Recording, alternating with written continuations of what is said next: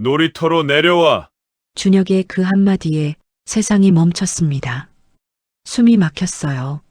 손끝에서부터 피가 빠져나가는 것 같았습니다. 놀이터. 그 소리 하나가 마치 사형선고처럼 가슴을 찔렀습니다. 손바닥엔 식은땀이 흘렀고 다리가 풀려 흔들렸습니다. 하지만 서연은 알고 있었죠. 그곳으로 내려가지 않으면 더 끔찍한 일이 기다리고 있다는 걸. 거울 앞에 선 그녀의 손이 떨렸습니다. 멍을 가리려던 파운데이션은 번지고 얼굴은 하얗게 질렸죠.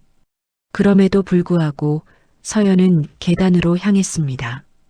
계단 아래 어둠은 마치 입을 벌린 괴물 같았어요. 한 계단, 또 한 계단. 내려갈 때마다 심장이 조여왔습니다. 오늘은 제발 무사히 지나가길.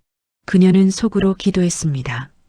하지만 아래층에서 들려온 건 와인잔이 부딪히는 소리, 그리고 남편의 낮고 차가운 한숨뿐이었죠.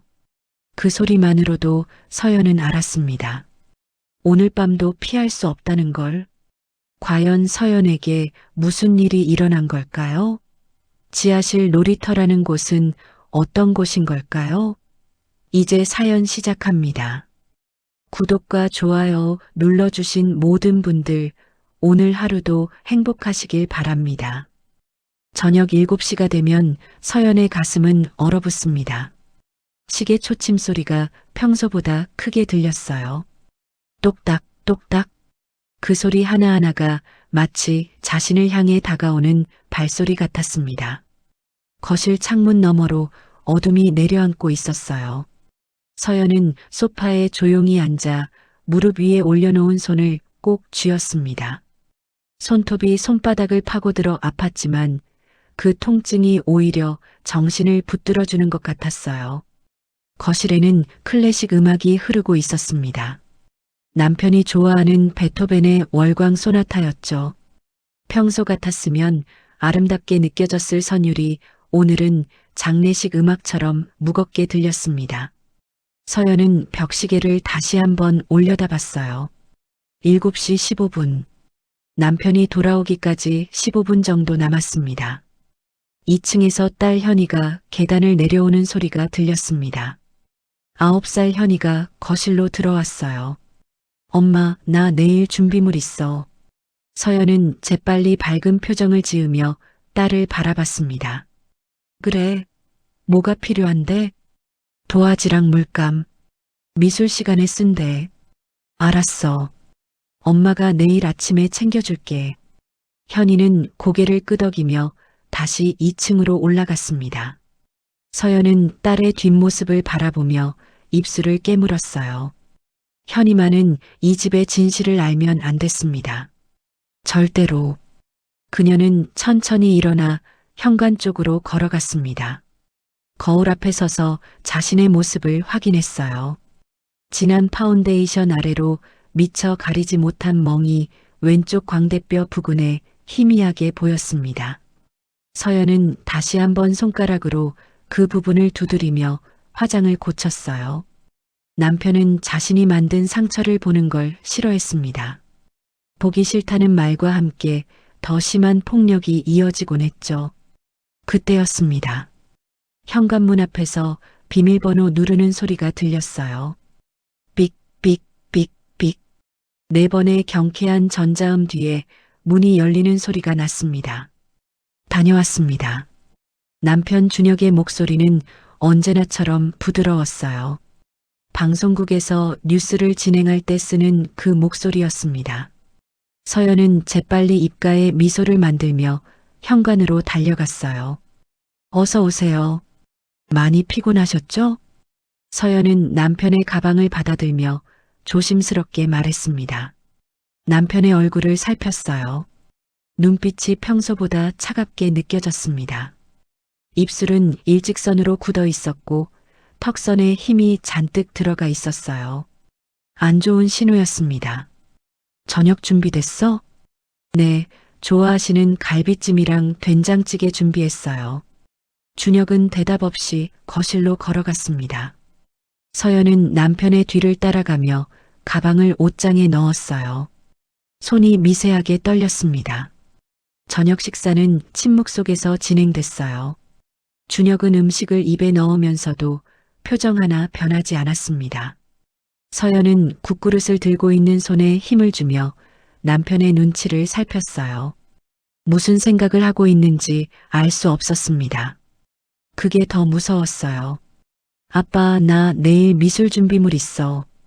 현이가 조심스럽게 말했습니다. 준혁은 젓가락을 내려놓고 딸을 바라봤어요. 그래, 뭔데? 도화지랑 물감. 엄마한테 말했어? 응, 그럼 됐네. 밥이나 먹어. 준혁의 목소리는 딸에게 할 때만 조금 부드러웠습니다. 하지만 시선은 곧바로 서연에게로 향했어요. 서연은 재빨리 고개를 숙이고 밥을 먹었습니다.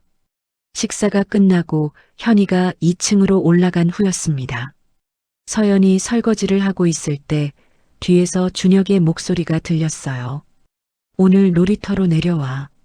서연의 손에 들고 있던 접시가 미끄러져 싱크대에 떨어졌습니다.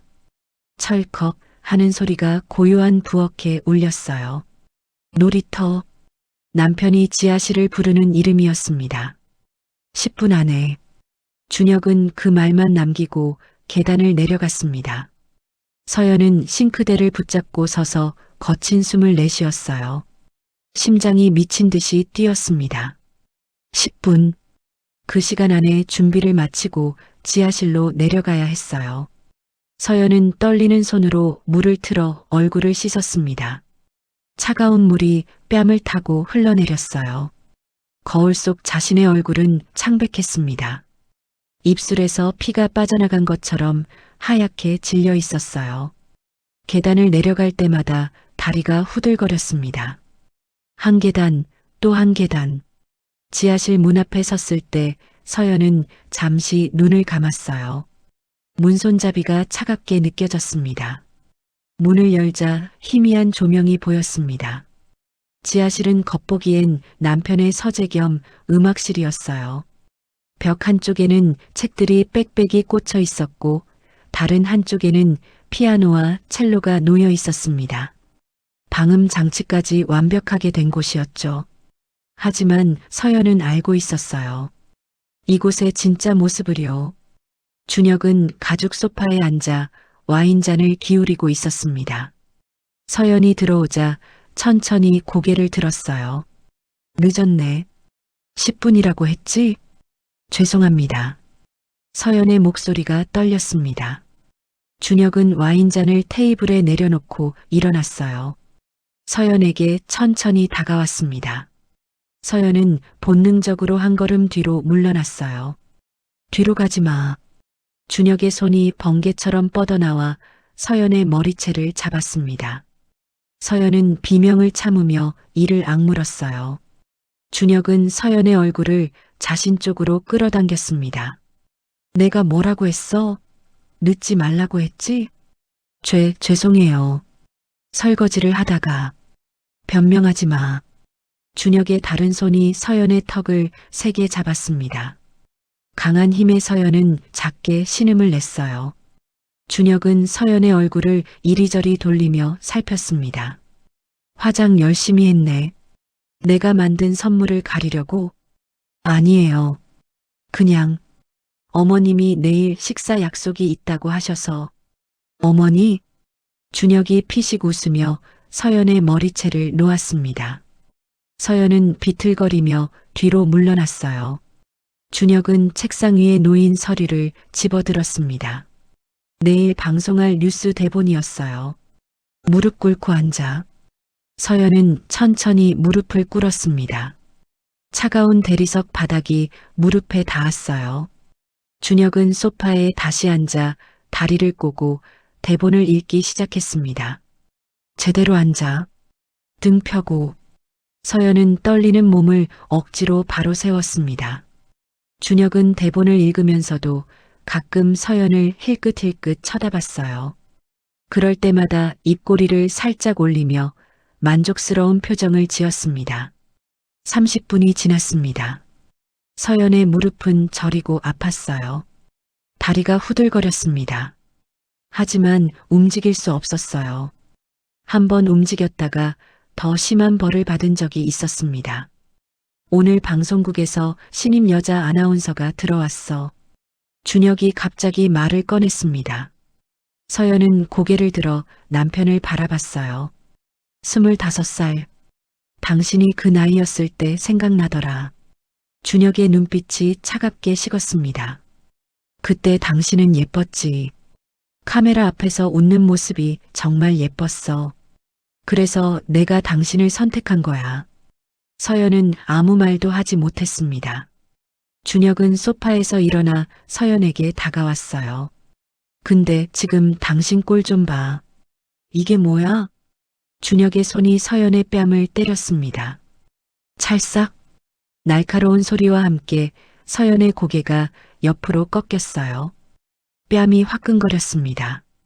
제대로 관리도 못하면서 아나운서였다고? 웃기지도 않아. 죄송해요. 벗어.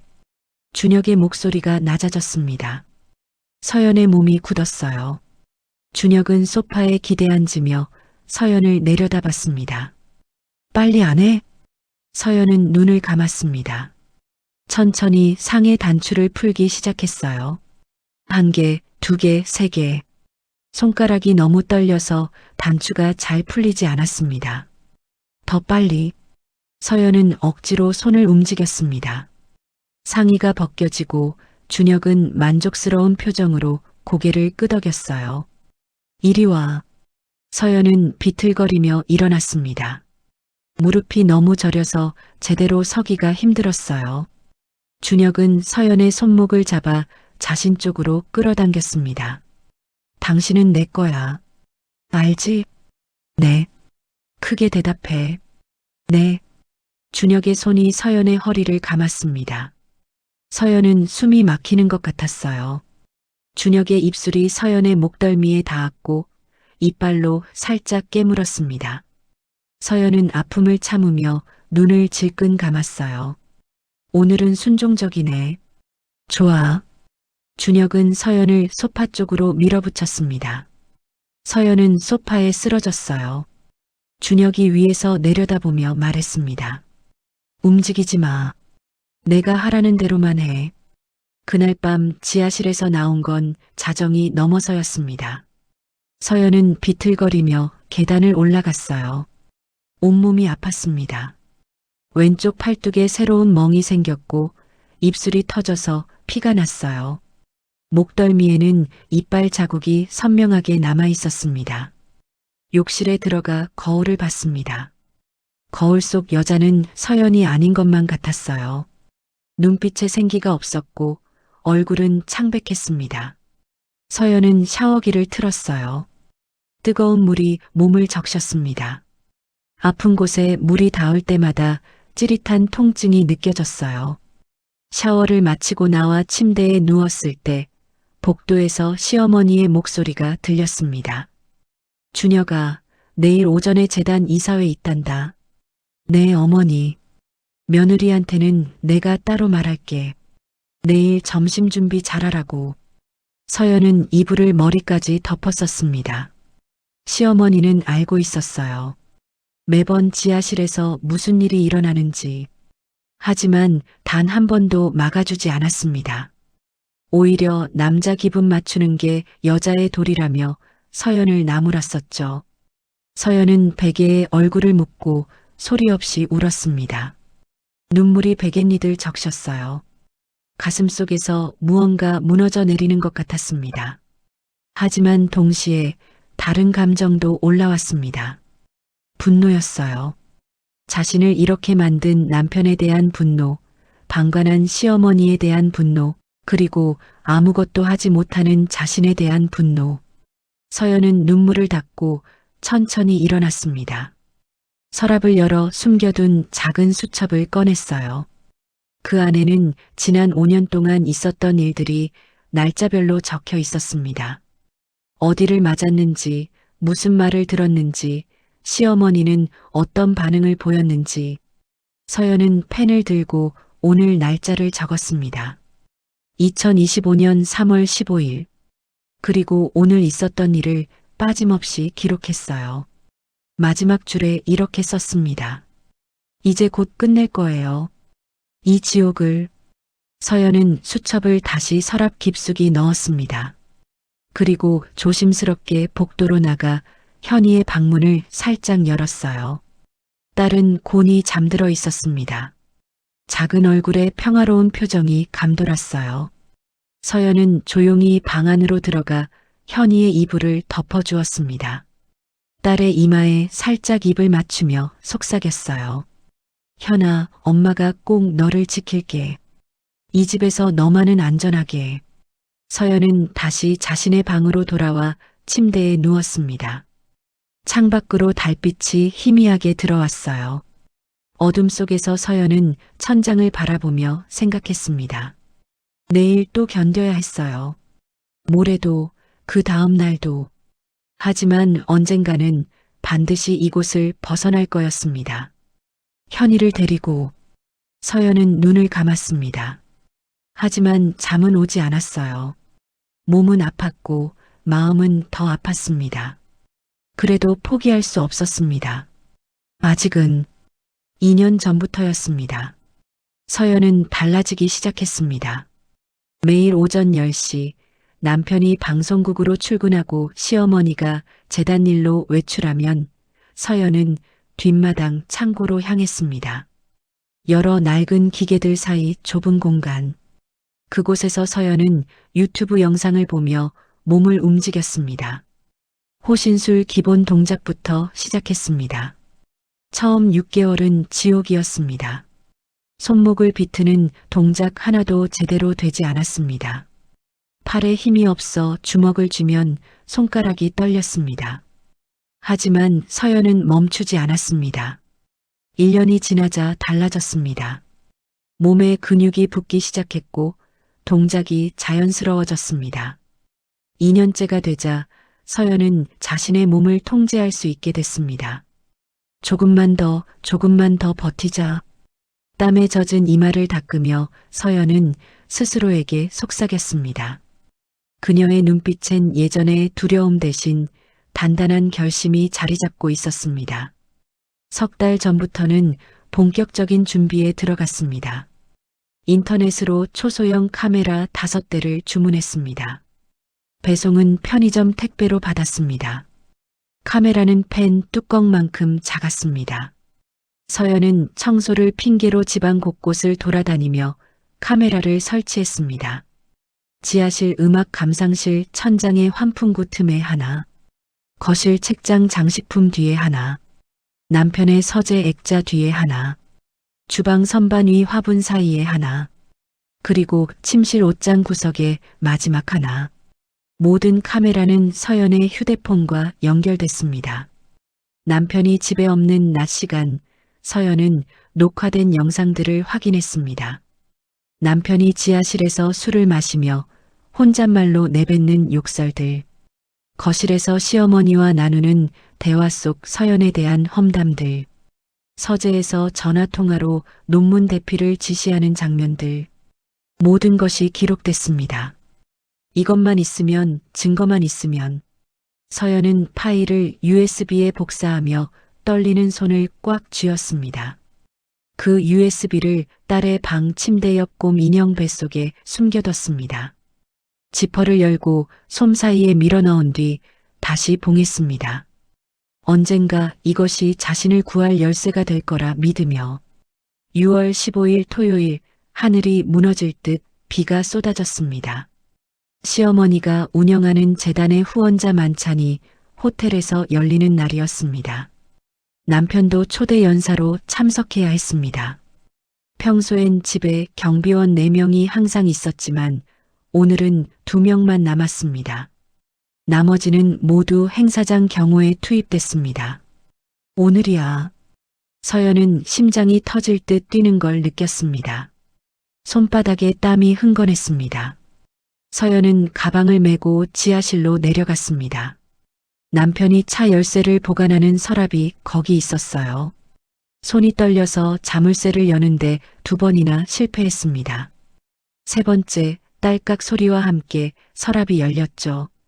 열쇠를 움켜쥔 순간 서연의 눈에 눈물이 맺혔습니다.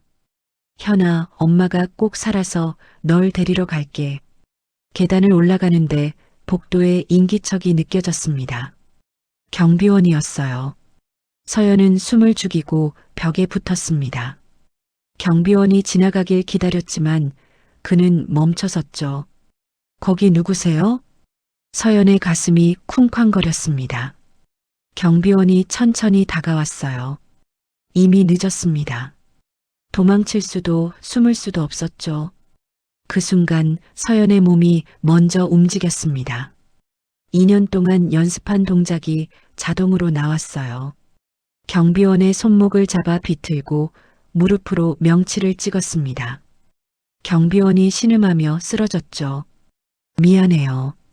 서연은 떨리는 목소리로 중얼거렸습니다. 하지만 멈출 순 없었어요. 현관으로 달려가는데 또 다른 경비원이 나타났습니다. 이번엔 더 빨랐어요.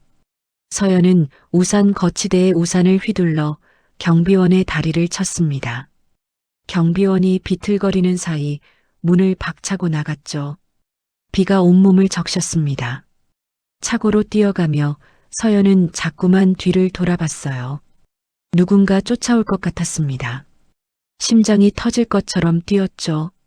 차 문을 열고 시동을 걸었습니다. 엔진이 굉음을 내며 깨어났어요. 서연은 엑셀을 밟았습니다. 차가 빗속을 가르며 달렸죠. 됐어. 나 해냈어. 눈물이 쏟아졌습니다. 안도감과 두려움이 한꺼번에 밀려왔어요. 강변도로로 들어섰습니다. 불빛 하나 없는 어두운 길이었어요. 앞이 잘 보이지 않았습니다. 뒤에서 경적 소리가 들렸죠. 쫓아오는 차가 서연의 차를 들이받았습니다. 으악! 차가 흔들렸습니다. 서연은 핸들을 붙잡으려 했지만 이미 통제를 잃었어요. 차가 미끄러지기 시작했습니다. 난간이 보였죠. 서연은 브레이크를 밟았지만 소용없었습니다. 꽝!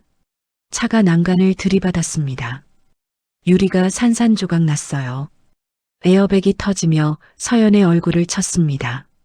차가 공중으로 떠올랐죠. 그리고 물속으로 떨어졌습니다. 찬물이 차 안으로 밀려 들어왔습니다. 서연은 숨을 쉴 수 없었어요. 손으로 문을 두드렸지만 열리지 않았습니다. 물이 목까지 차올랐죠. 현아, 딸의 얼굴이 떠올랐습니다. 웃고 있는 얼굴, 엄마를 부르는 목소리, 서연의 눈에서 마지막 눈물이 흘러내렸어요. 다음 날 아침 모든 뉴스가 같은 이야기를 했습니다. 국민 앵커 강준혁 씨의 부인 한서연 씨가 어젯밤 교통사고로 사망했습니다. 차량이 강으로 추락해 시신은 찾지 못했습니다. 신원은 차량 등록번호로 확인됐습니다. 경찰은 빗길 과속이 사고 원인으로 추정하고 있습니다. 화면 속 남편은 검은 양복을 입고 고개를 숙이고 있었습니다. 그의 눈가엔 눈물이 고여 있었습니다. 완벽한 연기였습니다. 하지만 그날 밤 강 하류 작은 포구에선 한 남자가 물속에서 무언가를 끌어올리고 있었습니다. 축 늘어진 여자의 몸. 남자는 그녀의 목에 손을 댔습니다. 남자의 머릿속에 며칠 전 받은 문자 메시지가 떠올랐습니다. 6월 15일 밤 11시 강변 하류 포구. 여자 한 명이 물에 빠질 것입니다. 그녀를 꼭 살려주세요. 그리고 아무도 모르게 치료해주세요. 부탁합니다. 민도연 씨, 당신이 이 일을 해줄 수 있는 유일한 사람입니다. 발신자는 시어머니 정윤정이었습니다. 민도연은 서연을 들쳐 업고 어둠 속으로 사라졌습니다. 어둠 속에서 희미한 빛이 보였습니다. 서연은 눈을 뜨려 했지만 눈꺼풀이 납덩이처럼 무거웠어요. 온몸이 쑤시고 아팠습니다. 숨을 쉴 때마다 갈비뼈 근처에서 날카로운 통증이 올라왔어요. 정신이 드시나요? 낯선 남자의 목소리가 들렸습니다. 서연은 천천히 고개를 돌렸어요. 하얀 가운을 입은 남자가 침대 옆에 서 있었습니다. 30대 중반쯤 되어 보이는 의사였어요. 그의 눈빛은 조심스러웠고 얼굴엔 안도가 가득했습니다. 여기가 어디죠? 서연이 물었습니다. 아니, 물으려 했어요. 하지만 입에서 나온 건 목소리가 아니라 거친 숨소리 뿐이었습니다. 목이 타들어가는 것처럼 아팠어요. 말씀하시면 안 됩니다. 목에 무리가 갈 수 있어요. 의사는 물컵을 들어 서연의 입술에 가져다 댔습니다. 차가운 물이 목을 타고 내려갔어요. 서연은 그제야 주변을 둘러볼 수 있었습니다. 작은 병실이었어요. 창밖으로 초록빛 산이 보였고 새소리가 들렸습니다.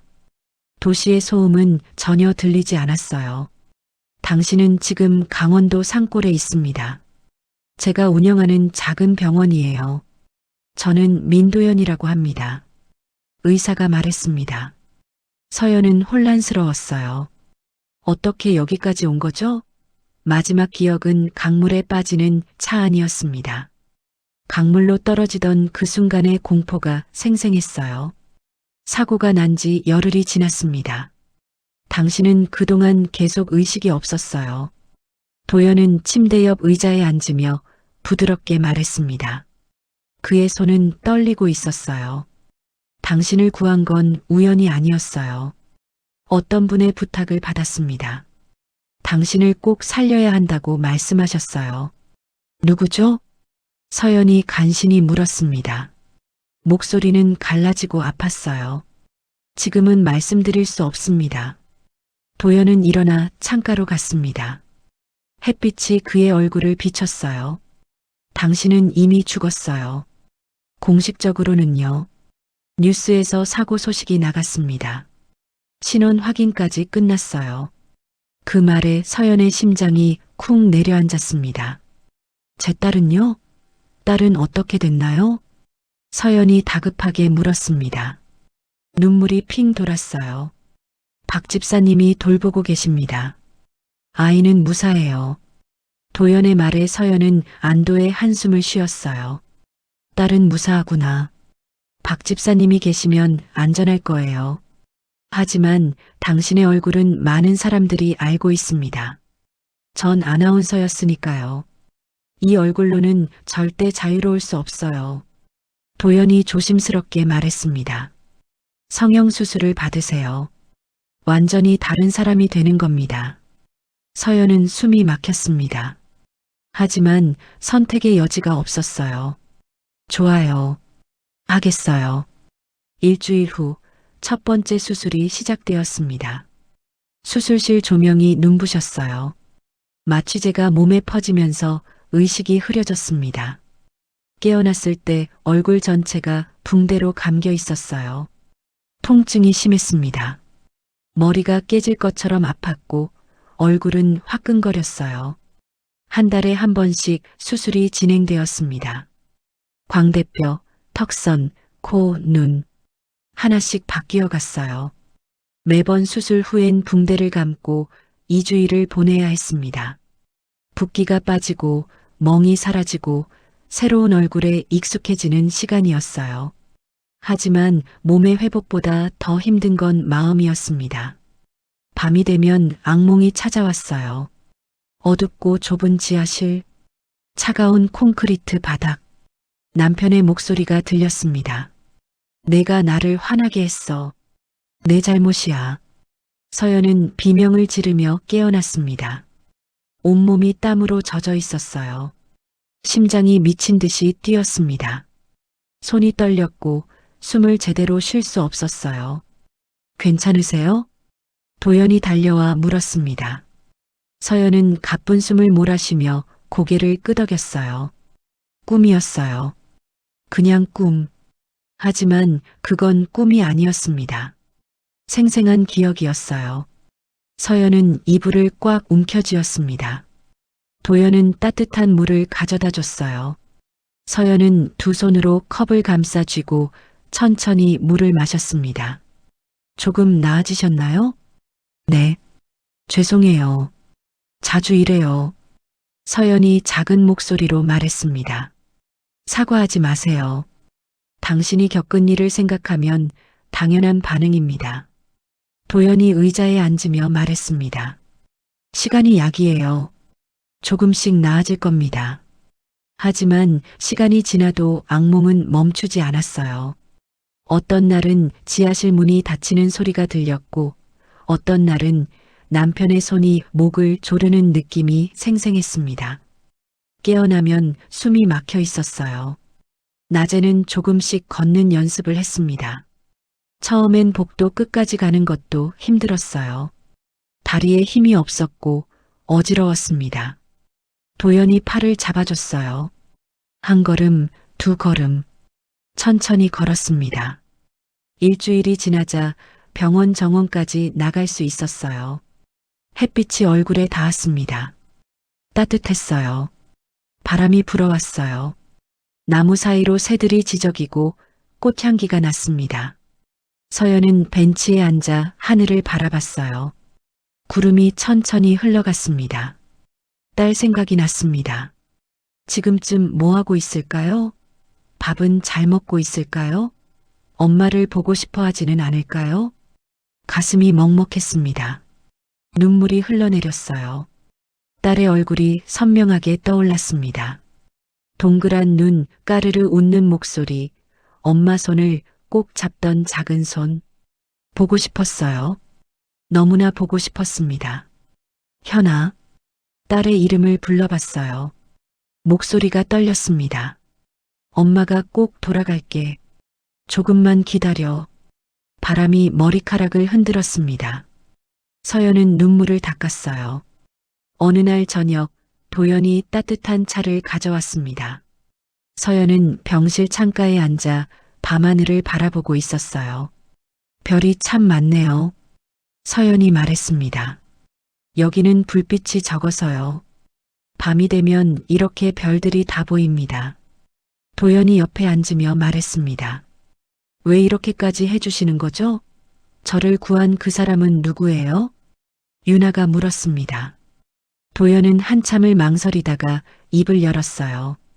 제가 의사가 될 수 있었던 건 한 재단의 장학금 덕분이었습니다. 그 재단을 운영하시는 분이 당신을 부탁하셨어요. 그분은 제게 은인이십니다. 거절할 수 없었어요. 재단. 유나의 머릿속에 한 사람이 떠올랐습니다. 시어머니, 정윤정. 그녀가 운영하는 재단. 설마 시어머니가 자신을 구한 걸까요? 아니, 말도 안 되는 일이었어요. 그 사람은 자신이 맞는 걸 보고도 외면했던 사람이었습니다. 믿기 어려우시겠지만 그분도 당신만큼 고통받았던 분이에요. 도연이 조용히 말했습니다. 유나는 고개를 저었어요. 이해할 수 없었습니다. 석 달이 지났습니다. 마지막 수술이 끝나고 붕대가 모두 벗겨졌어요. 도연이 큰 거울을 가져왔습니다. 서연은 숨을 깊이 들이마시고 거울을 봤어요. 완전히 다른 사람이 거기 있었습니다. 부드러운 얼굴선, 선명한 눈매, 오똑한 코, 낯선 여자였어요.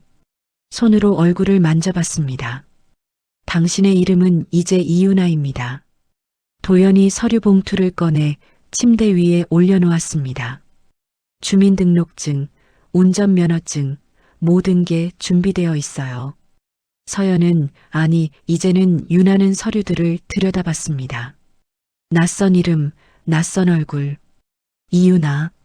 저는 이제 이유나예요. 스스로에게 되뇌었습니다. 한서연은 죽었어요. 이제 이유나로 살아야 했습니다. 그날 밤도 악몽을 꿨습니다. 하지만 이번엔 달랐어요. 꿈속에서 유나는 지하실 문을 열고 나왔습니다. 계단을 올라 밖으로 나갔어요. 햇빛이 쏟아졌습니다. 딸이 웃으며 달려오고 있었어요. 엄마. 유나는 눈을 떴습니다. 눈물이 흘러내렸어요. 하지만 이번엔 슬픈 눈물이 아니었습니다. 창밖의 별들이 반짝였습니다. 유나는 속삭였어요. 이건 끝이 아니야. 이건 시작이야. 한서연은 죽었지만 이윤아는 살아있어. 그리고 반드시 돌아갈 거야. 현아에게로. 윤아의 눈빛이 별처럼 빛났습니다. 수술 후 석 달이 지났습니다. 윤아는 거울 앞에 서서 낯선 얼굴을 바라봤습니다. 눈매는 더 둥그러졌고 코는 조금 낮아졌습니다.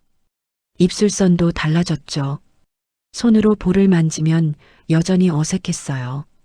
이게 나일까? 아니면 누군가가 내 피부를 빌려 입은 걸까? 그녀는 작게 한숨을 내쉬며 창문을 열었습니다. 산골 마을의 아침 공기는 달았습니다. 새소리가 들렸고 멀리서 닭 우는 소리도 들려왔어요. 서울에서는 절대 들을 수 없던 소리들이었죠.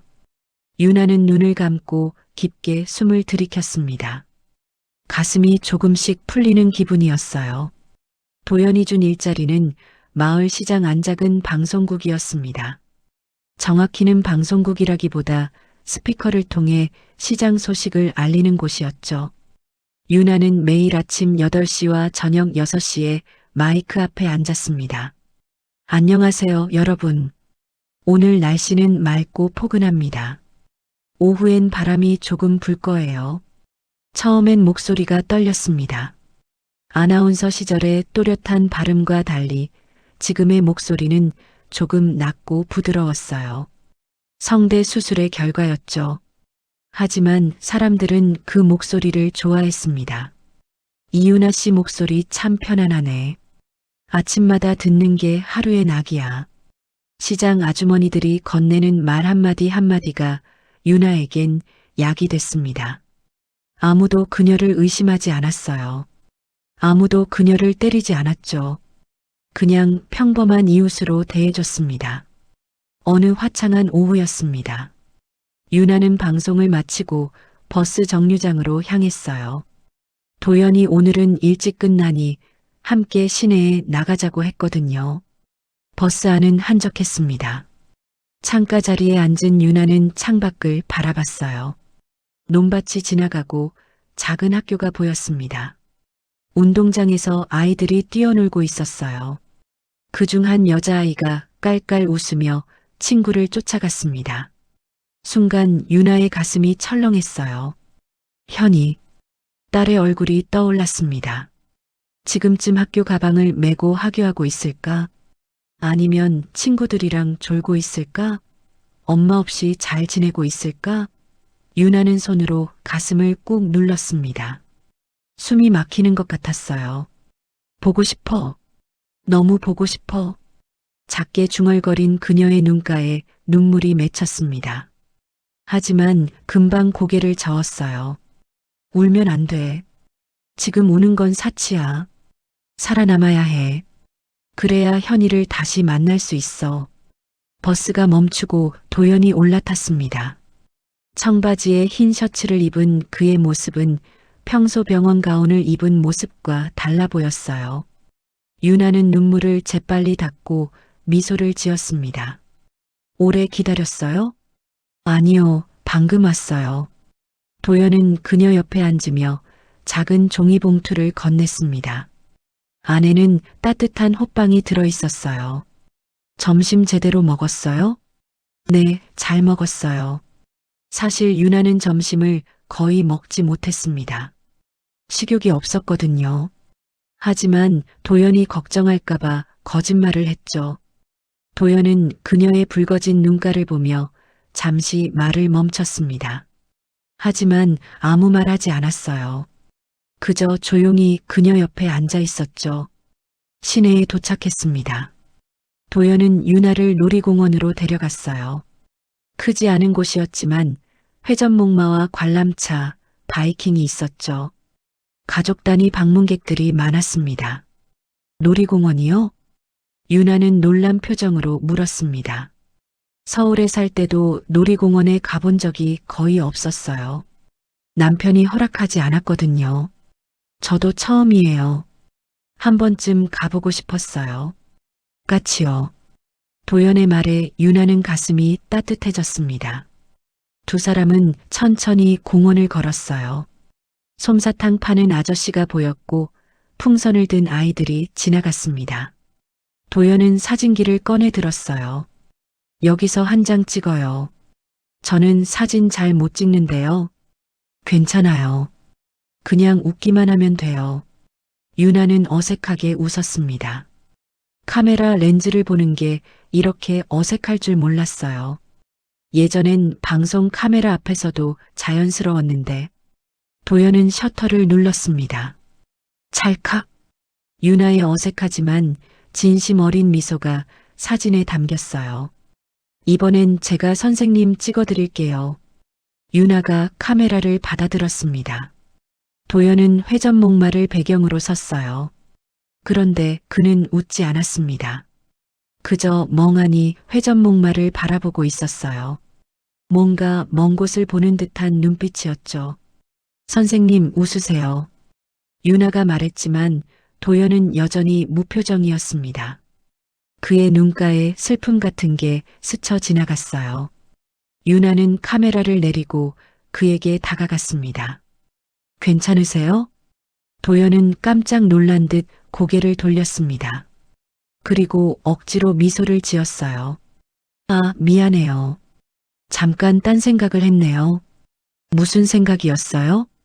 유나의 조용한 물음에 도연은 잠시 망설였습니다. 그리고 천천히 입을 열었어요. 어릴 때 회전목마를 타고 싶었거든요.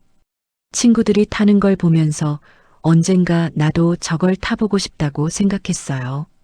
근데 그럴 기회가 없었죠. 왜요? 도연은 회전목마를 바라보며 말했습니다. 집에 돈이 없었어요. 아니, 정확히는 아버지가 술값으로 다 써버렸죠. 유나는 숨을 죽이고 그의 말을 들었습니다. 도연의 목소리는 담담했지만 떨리고 있었어요. 아버지는 술만 드시면 화를 내셨어요. 어머니를 때리고 저도 때렸죠. 이유 없이요. 그냥 화가 나면 주먹이 먼저 나왔어요. 도연의 손이 떨렸습니다. 유나는 본능적으로 그의 손을 잡았어요. 도연은 깜짝 놀라 그녀를 보았습니다. 유나의 눈엔 눈물이 가득했어요. 저도 알아요. 그 무서움. 유나의 목소리가 떨렸습니다. 이유 없이 맞는 게 얼마나 무서운지, 숨소리조차 조심하게 되는 게 어떤 건지. 저도 알아요. 도연은 그녀의 손을 꽉 쥐었습니다. 두 사람은 말없이 서로를 바라봤어요. 아픔을 아는 사람끼리만 통하는 눈빛이었죠. 10살 때 집을 나왔어요. 더 이상 못 견디겠더라고요. 어머니는 떠날 수 없다고 하셨지만 저는 도망쳤어요. 도연의 목소리가 잠겼습니다. 고아원에서 자랐어요. 거기서 재단 사람들이 와서 장학생을 선발했죠. 제가 선택됐고 그 덕분에 공부할 수 있었어요. 의사가 될 수 있었고요. 그럼 가족은? 연락 안 해요. 아버지는 몇 년 전에 돌아가셨다고 들었어요. 어머니는 아직 살아계신데 찾아가지 않았어요. 못 가겠더라고요. 도연의 목소리에 죄책감이 묻어났습니다. 유나는 그의 손을 더 꽉 쥐었어요. 선생님은 잘못한 게 없어요. 살아남으려고 한 거잖아요. 유나 씨도요. 도연이 그녀를 바라보며 말했습니다. 유나 씨도 잘못한 게 없어요. 도망친 게 아니라 살아남은 거예요. 두 사람은 서로를 꼭 안아줬습니다. 놀이공원의 왁자지껄한 소리 속에서 두 사람만의 고요한 순간이었어요. 서로의 상처를 알아주는 따뜻한 순간이었죠. 해가 기울 무렵 두 사람은 관람차에 올랐습니다.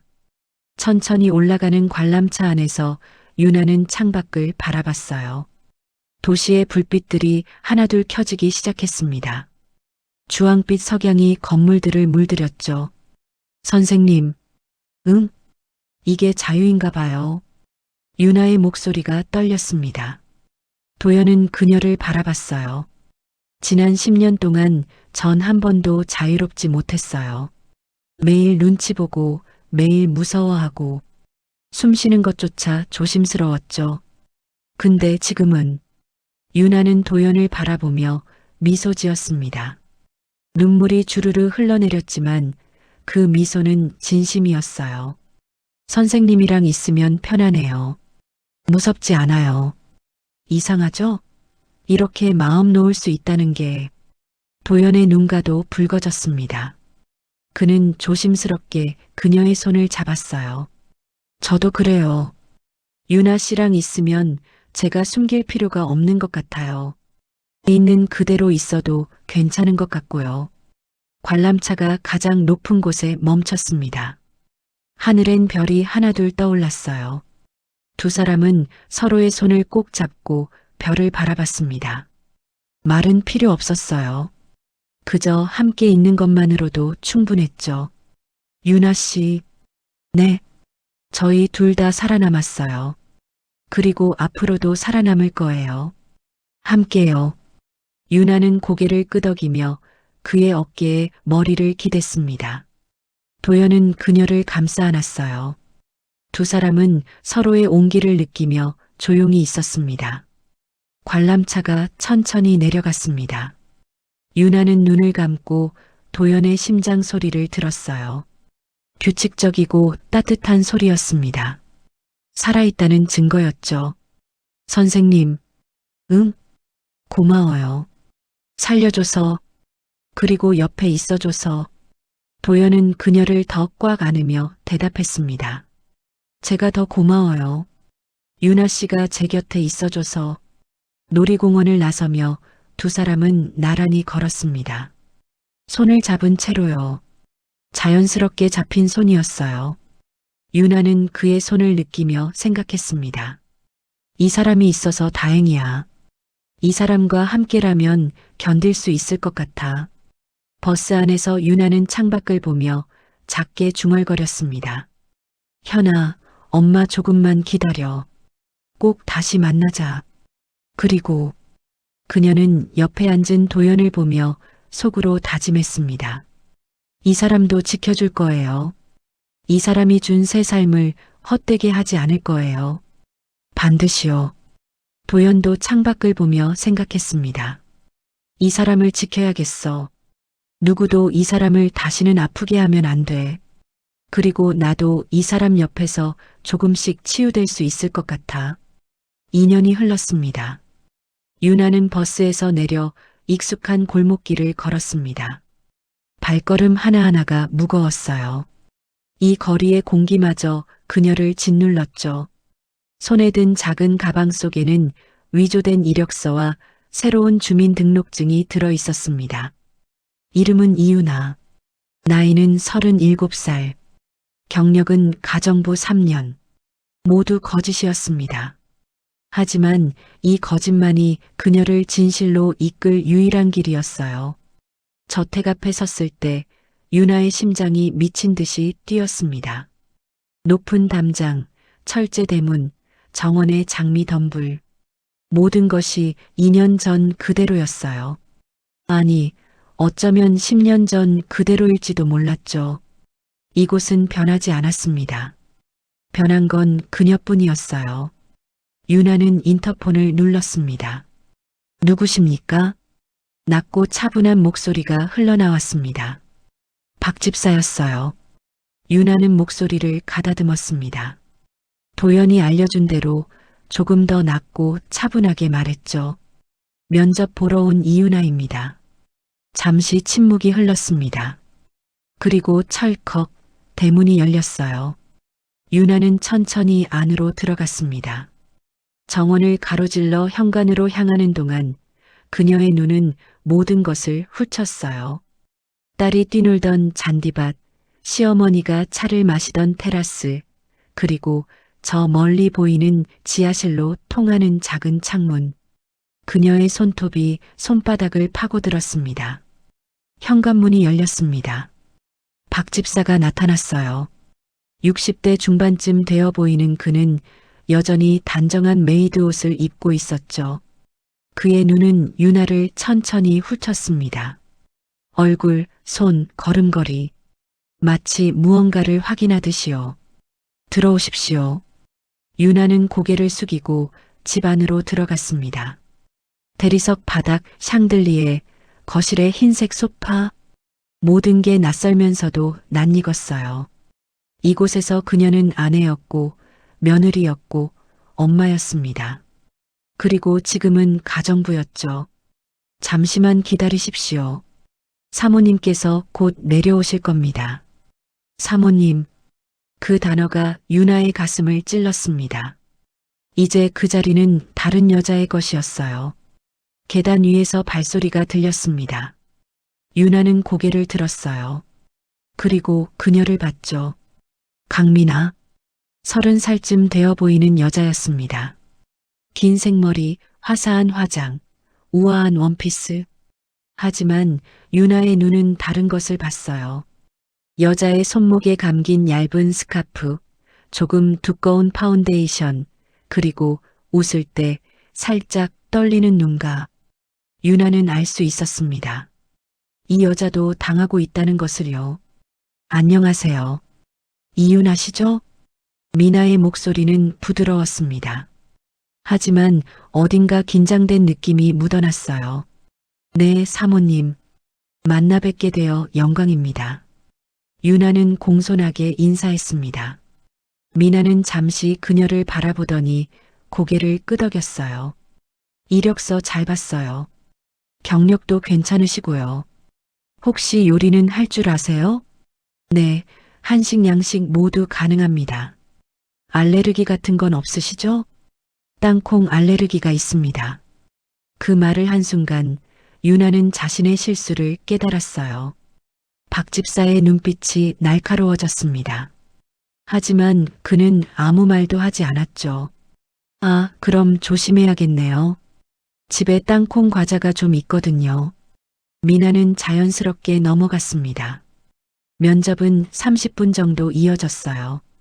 유나는 모든 질문에 완벽하게 대답했습니다. 그녀는 이 집의 모든 것을 알고 있었으니까요. 좋아요. 내일부터 출근하시면 됩니다. 박 집사님이 업무를 알려드릴 거예요. 감사합니다, 사모님. 유나는 다시 고개를 숙였습니다. 그날 저녁 유나는 작은 방을 배정받았습니다. 3층 끝 한때 다용도실이었던 곳이었죠. 작은 침대와 옷장, 그리고 창문 하나. 하지만 유나에게는 충분했어요. 그녀는 창밖을 내다봤습니다. 저 아래 보이는 정원, 그리고 그 너머의 딸의 방. 불이 꺼져 있었어요. 딸은 미국으로 유학가 있다고 했어요. 시어머니가 보냈다고 했습니다. 더 나은 교육을 위해서라고요. 유나의 눈에서 눈물이 흘러내렸습니다. 다음 날 아침 유나는 6시에 일어났습니다. 집사복을 입고 머리를 단정하게 묶었어요. 거울 속 자신을 바라봤죠. 낯선 얼굴이었지만 눈빛만은 그대로였습니다. 시작이야. 유나는 작게 속삭였습니다. 첫 업무는 아침 식사 준비였어요. 유나는 주방으로 내려갔습니다. 박 집사가 이미 와 있었죠. 커피는 아메리카노로 2잔, 식사는 간단하게 토스트와 샐러드면 됩니다. 알겠습니다. 유나는 능숙하게 움직였습니다. 커피를 내리고 빵을 굽고 샐러드를 만들었어요. 그녀의 손놀림은 정확했죠. 너무 정확했습니다. 박 집사는 그녀를 지켜봤어요. 컵을 놓는 각도, 냅킨을 접는 방식, 심지어 불을 조절하는 손놀림까지 모든 것이 전 사모님과 똑같았습니다. 유나 씨, 네. 혹시 이 집에 와본 적이 있으십니까? 유나의 심장이 철렁했습니다. 하지만 그녀는 침착하게 대답했어요. 아니요. 처음입니다. 김 집사는 잠시 그녀를 바라보다가 고개를 끄덕였습니다. 그렇군요. 하지만 그의 눈빛은 무언가를 알고 있다고 말하고 있었어요. 오전 10시 유나는 정원을 청소하고 있었습니다. 그때였어요. 낮고 으르렁거리는 소리가 들렸죠. 유나는 고개를 들었습니다. 큰 사냥개 한 마리가 그녀를 노려보고 있었어요. 루크였습니다. 검은 털에 날카로운 이빨, 사나운 눈빛. 그는 유나를 향해 천천히 다가왔어요. 유나는 움직이지 않았습니다. 그녀는 루크를 알고 있었죠. 2년 전 이계는 그녀에게만 순종했었어요. 유나는 작게 휘파람을 불었습니다.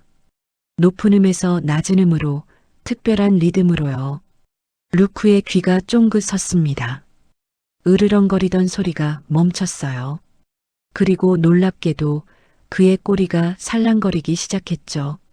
루크는 유나에게 다가와 그녀의 손을 핥았습니다. 루크야. 유나는 그의 머리를 쓰다듬었어요. 눈물이 날 것 같았지만 참았습니다. 2층 창문에서 누군가 그들을 지켜보고 있었어요. 박 집사였습니다. 그의 눈빛에는 확신이 담겨 있었죠. 전 사모님이다. 그날 밤 유나는 복도를 걸었습니다. 모두가 잠든 시간이었어요. 그녀는 딸의 방 앞에 섰죠. 문고리를 잡았을 때 손이 떨렸습니다. 천천히 문을 열었어요. 방 안은 그대로였습니다. 분홍색 침대, 인형들, 책상 위에 사진들. 유나는 침대에 앉아 곰 인형을 안았어요. 딸의 향기가 희미하게 남아 있었죠. 현아야. 유나는 인형을 꼭 껴안고 조용히 울었습니다. 소리 없이 몸을 떨며 오래오래 울었어요. 엄마가 꼭 너를 지킬게. 꼭. 그녀의 다짐은 어둠 속에서 메아리 쳤습니다.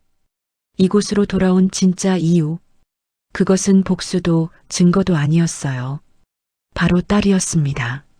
자신의 딸이 이 남자의 폭력에 다시는 노출되지 않도록 진실을 밝혀야 했죠. 유나는 일어나 인형을 제자리에 놓았습니다. 그리고 방을 나왔어요. 복도 끝에서 박 집사가 서 있었습니다. 그는 아무 말도 하지 않았어요. 그저 고개를 끄덕였을 뿐이었죠. 두 사람의 눈빛이 마주쳤습니다. 말없는 약속이 오갔어요. 나는 당신을 돕겠습니다. 유나는 작게 고개를 숙였습니다. 가정부로 돌아온 유나의 전쟁이 시작되었습니다. 밤 11시가 넘으면 저택은 고요해집니다. 유나는 이 시간을 기다렸어요. 침대에 누워 숨소리만 들리는 집안을 확인한 뒤 천천히 일어났습니다. 오늘 밤의 목표는 서재였어요. 2년 전 서연이었던 그녀가 마지막으로 증거를 숨긴 곳. 남편의 폭력 영상과 비리 자료가 담긴 USB가 책장 뒤 벽 속 작은 틈새에 있었습니다. 복도를 걸으며 유나는 자신의 발소리에도 귀를 기울였어요. 발바닥이 차가운 대리석 바닥에 닿을 때마다 심장이 쿵쿵 뛰었습니다. 서재 문 앞에 섰을 때 그녀의 손은 떨리고 있었어요.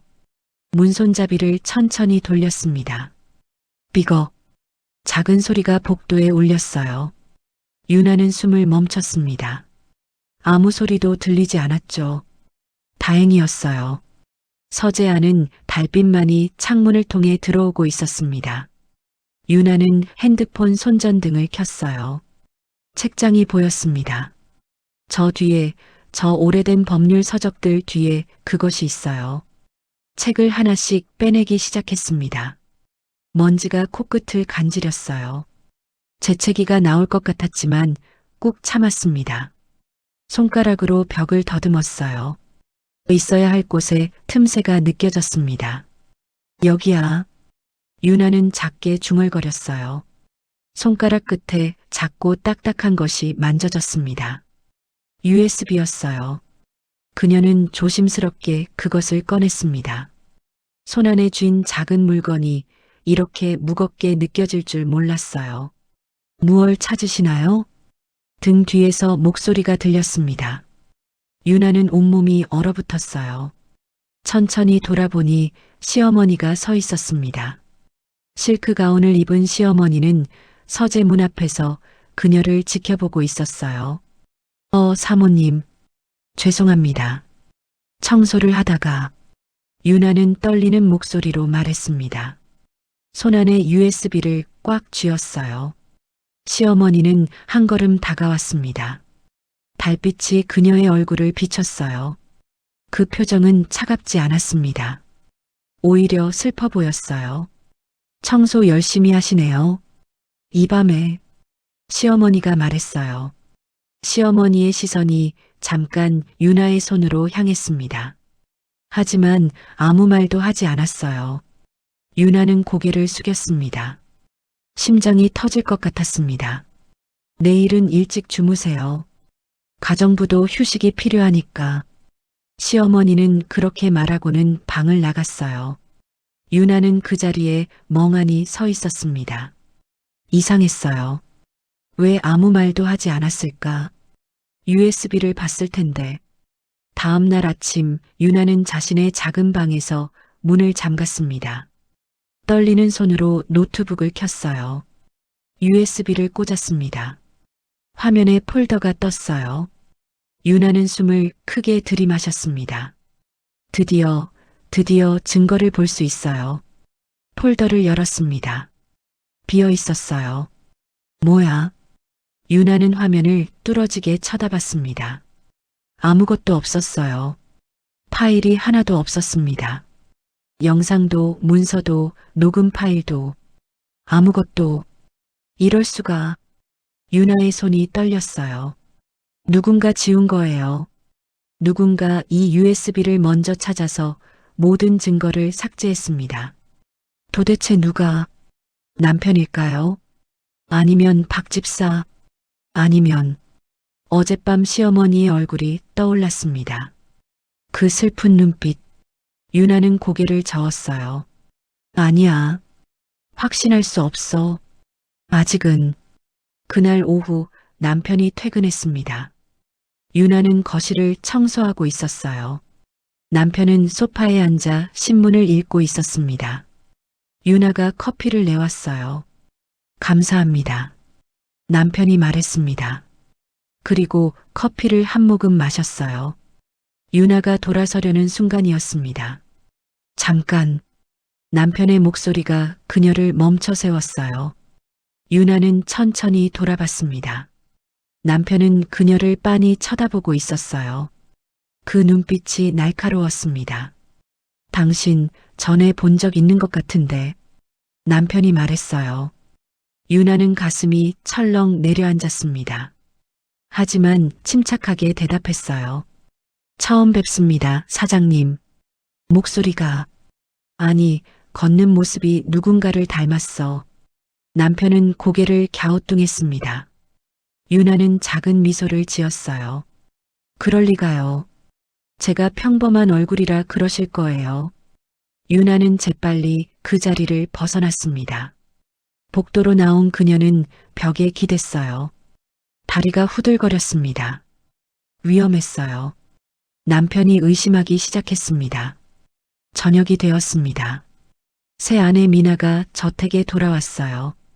그녀는 피곤한 표정으로 현관문을 열었습니다. 유나가 나와 그녀의 가방을 받아들었어요. 고생하셨어요, 사모님. 고마워요. 미나는 작게 웃었습니다. 하지만 그 웃음은 오래가지 못했어요. 유나가 미나의 손목을 봤습니다. 소매 밑으로 보라색 멍이 살짝 보였어요. 미나는 재빨리 손을 뒤로 감췄습니다. 두 사람의 눈이 마주쳤어요. 미나의 눈에 공포가 어려 있었습니다. 유나는 그 눈빛을 알았어요. 2년 전 거울 속 자신의 눈빛과 똑같았습니다. 괜찮으세요? 유나가 조심스럽게 물었어요. 미나는 고개를 저으며 계단을 올라가 버렸습니다. 유나는 그 뒷모습을 바라봤어요. 가슴이 아팠습니다. 또 다른 피해자가 생긴 거예요. 밤이 깊어갔습니다. 모두가 잠든 시간. 유나는 복도를 걸었어요. 발걸음이 어느새 딸의 방 앞에 멈춰 섰습니다. 문손잡이를 잡았어요. 차가웠습니다. 문을 열었습니다. 딸의 방은 그대로였어요. 2년이 지났는데도 아무것도 바뀌지 않았습니다. 분홍색 커튼, 책상 위의 교과서, 침대 옆 책장. 유나는 천천히 방 안으로 들어갔어요. 침대에 앉았습니다. 딸의 베개를 안았어요.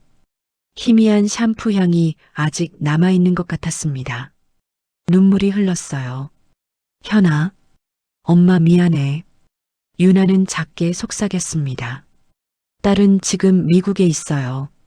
엄마가 죽었다고 알고 있겠죠. 얼마나 슬펐을까? 얼마나 울었을까? 그때 눈에 띈 것이 있었어요. 침대 머리맡에 고민형. 딸이 가장 아끼던 인형이었습니다. 유나는 그 인형을 집어들었어요. 무릎에 올려놓고 쓰다듬었습니다. 뭔가 이상했어요. 무언가 만져졌습니다. 유나는 인형을 뒤집어 봤어요. 등 부분에 지퍼가 있었습니다. 원래 없던 지퍼였어요. 떨리는 손으로 지퍼를 열었습니다. 솜 사이에 뭔가 딱딱한 게 만져졌어요. 꺼내봤습니다. 작은 비닐봉지. 그 안에 USB가 들어있었어요. 이게 유나는 숨이 멎는 것 같았어요. 그제야 기억났습니다. 사고 나기 하루 전 남편이 술 먹고 들어와 난동을 부렸어요. 서연은 그날 밤 딸을 깨워 작은 USB를 쥐어줬었습니다. 현아, 이거 엄마가 아끼는 거야. 고민형 뱃속에 넣어서 아무한테도 말하지 마. 딸은 졸린 눈으로 고개를 끄덕였었죠. 다음 날 서연은 탈출을 시도했었습니다. 유나는 USB를 꼭 쥐었습니다. 손이 떨렸어요. 이게 진짜일까요? 이 안에 진짜 증거가 있을까요? 가슴이 두근거렸습니다. 창밖으로 달이 떠올랐어요. 그 달빛 아래 유나는 고민형을 꼭 안았습니다. 딸이 지켜준 거예요. 알지도 못하면서 엄마의 마지막 희망을 지켜줬습니다. 고마워, 현아. 엄마가 꼭 이길게. 유나는 작게 속삭였습니다. 눈물이 볼을 타고 흘렀어요. 하지만 이번엔 슬픔의 눈물이 아니었습니다. 희망의 눈물이었어요. 유나가 가정부로 일한 지 한 달이 지났습니다. 그녀는 매일 아침 7시에 일어나 집안 구석구석을 청소하고 식사를 준비하며 저녁에는 설거지를 마친 뒤에야 자신의 방으로 돌아갈 수 있었습니다. 어느 화요일 오전이었습니다. 유나는 거실 소파에 놓인 쿠션을 털고 있었습니다. 그때 2층에서 내려오는 미나의 모습이 눈에 들어왔습니다. 긴 카디건으로 몸을 감싼 미나는 계단을 조심스럽게 내려왔습니다. 그녀의 얼굴은 창백했고 눈가에는 잠을 제대로 자지 못한 듯한 그림자가 드리워져 있었습니다. 사모님, 아침 식사 준비되었습니다. 유나가 부드럽게 말을 건넸습니다. 미나는 고개를 끄덕이며 식탁으로 향했습니다. 그런데 카디건 소매 사이로 손목이 살짝 드러났습니다. 유나의 눈빛이 순간 굳어졌습니다. 보라색과 노란색이 뒤섞인 멍이 선명하게 보였습니다. 유나는 아무렇지 않은 척 접시에 샐러드를 담았습니다. 하지만 가슴속에서는 과거의 기억이 파도처럼 밀려왔습니다. 자신도 똑같은 멍을 숨기며 긴 옷을 입고 살았던 날들이 떠올랐습니다. 사모님, 혹시 어디 다치셨어요? 유나가 조심스럽게 물었습니다. 미나는 화들짝 놀라며 소매를 끌어내렸습니다. 아, 아니에요. 그냥 문에 부딪혔어요. 괜찮아요. 미나의 목소리는 떨렸습니다. 그녀는 눈을 마주치지 못하고 접시 위의 샐러드만 내려다봤습니다. 유나는 더 이상 묻지 않았습니다.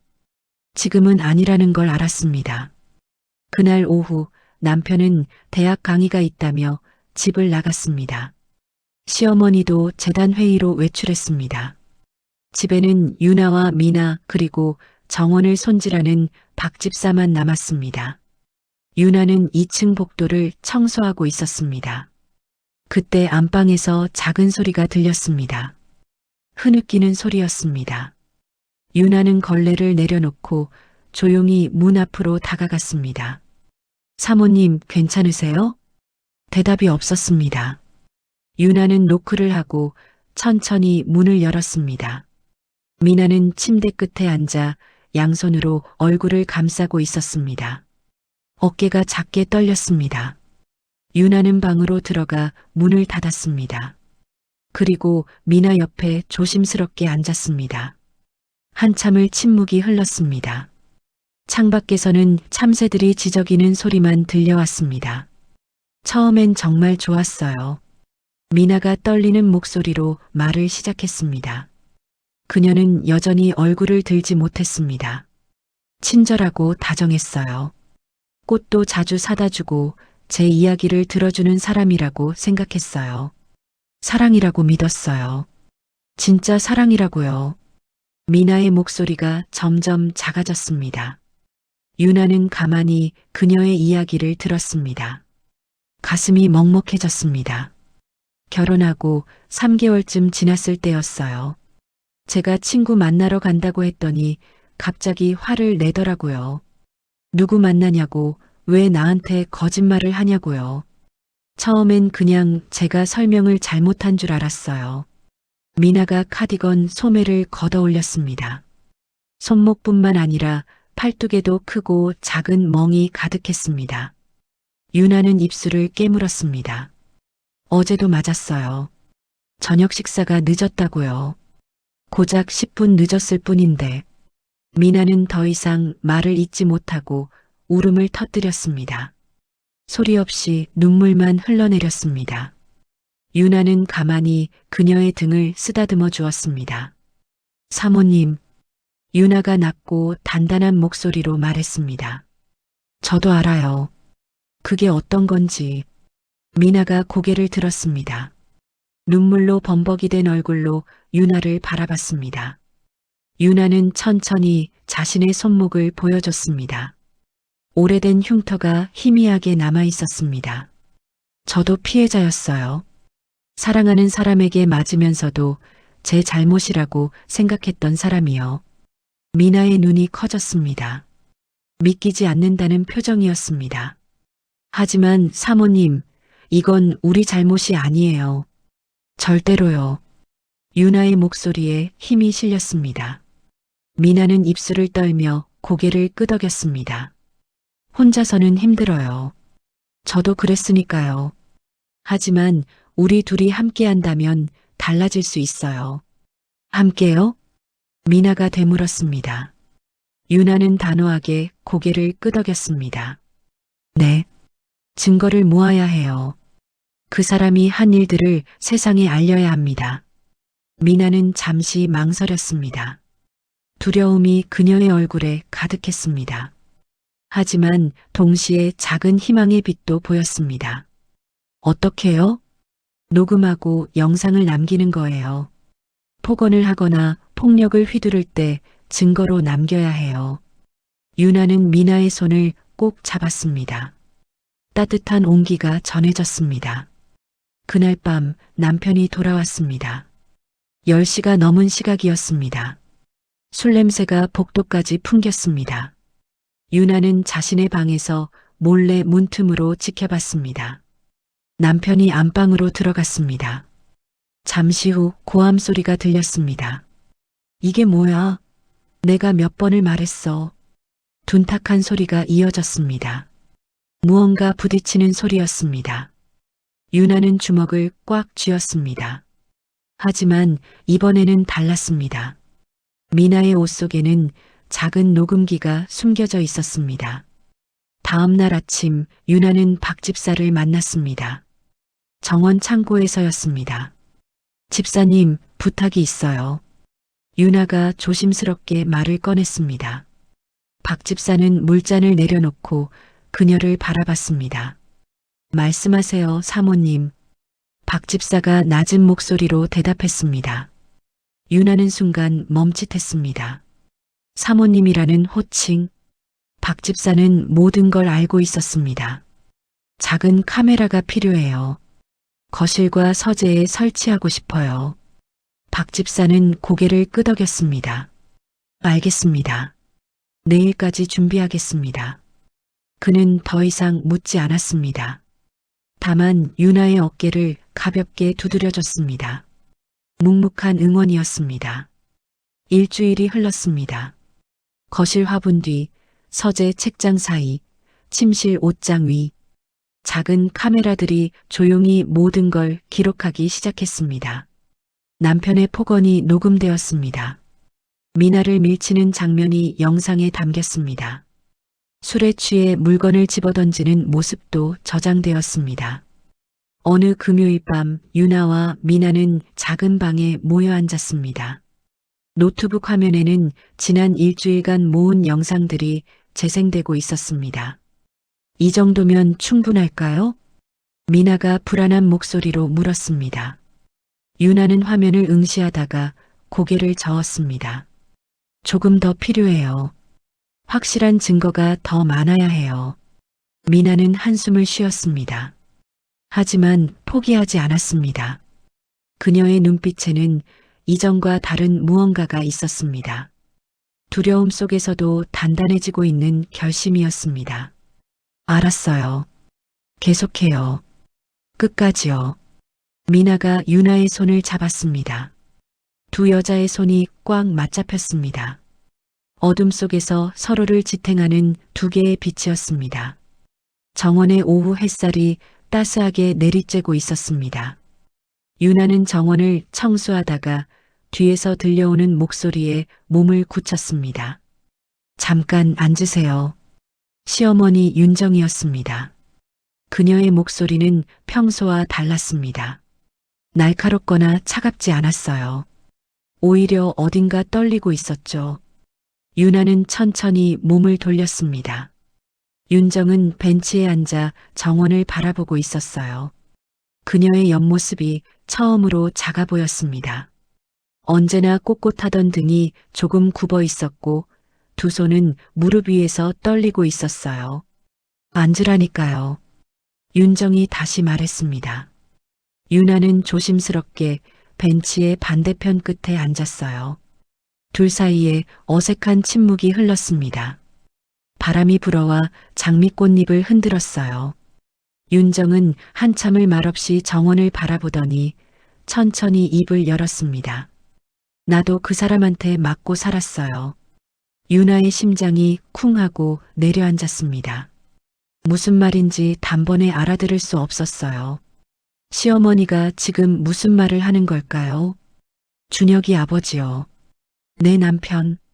그 사람한테 20년 넘게 맞았어요.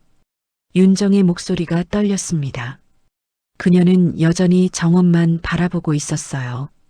유나를 쳐다보지 못하는 것 같았죠. 처음엔 사소한 일이었어요. 반찬이 짜다고, 옷을 잘못 골랐다고, 손바닥으로 뺨을 때렸죠. 그러다 주먹이 됐고 발길질이 됐어요. 유나는 숨을 쉬는 것조차 잊은 듯 그녀의 말을 들었습니다. 손끝이 차갑게 식어갔어요. 난 참았어요. 집안에 명예가 있으니까, 재단 이사장의 아내니까, 그래야 한다고 생각했죠. 윤정이 천천히 고개를 돌려 유나를 바라봤습니다. 그녀의 눈가에 눈물이 맺혀 있었어요. 유나는 처음으로 시어머니의 진짜 얼굴을 보는 것 같았습니다.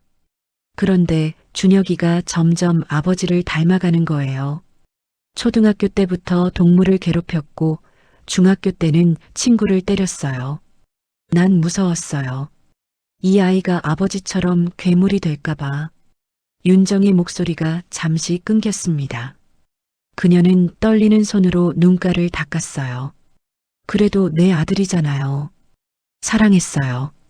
그 아이를 구하고 싶었어요. 괴물이 되기 전에 막고 싶었죠. 유나의 가슴이 답답해졌습니다.